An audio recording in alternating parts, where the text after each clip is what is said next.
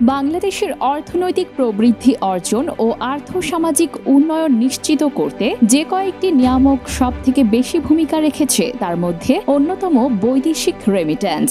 বাংলাদেশ ব্যাংকের প্রতিবেদন অনুযায়ী দক্ষিণ এশিয়ার মধ্যে রেমিট্যান্স আহরণের দিক থেকে বাংলাদেশের অবস্থান তৃতীয়।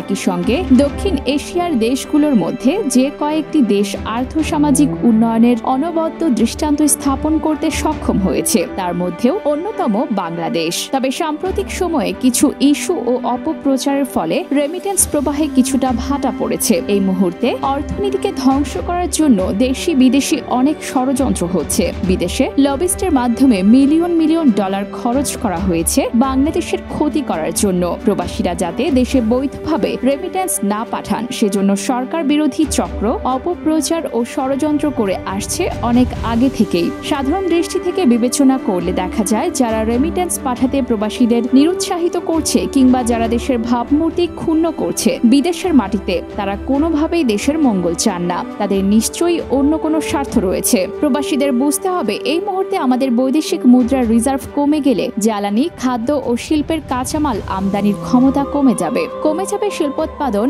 ও রপ্তানি, থেমে যাবে দেশের উন্নয়নের চাকা, বেড়ে যাবে দারিদ্র্য, বরণ করতে হতে পারে শোচনীয় ভাগ্য।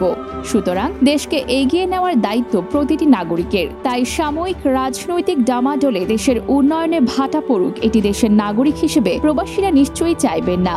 দেশের উন্নয়ন বাধাগ্রস্ত করা কোনো দেশপ্রেমিকের কাজ হতে পারে না। দেশকে এগিয়ে নিতে শুধু সরকার নয়, সাধারণ জনগণকেও হাল ধরতে হবে। পাশাপাশি বন্ধ করতে হবে দুর্নীতি, মানি লন্ডারিং ও হুন্ডি।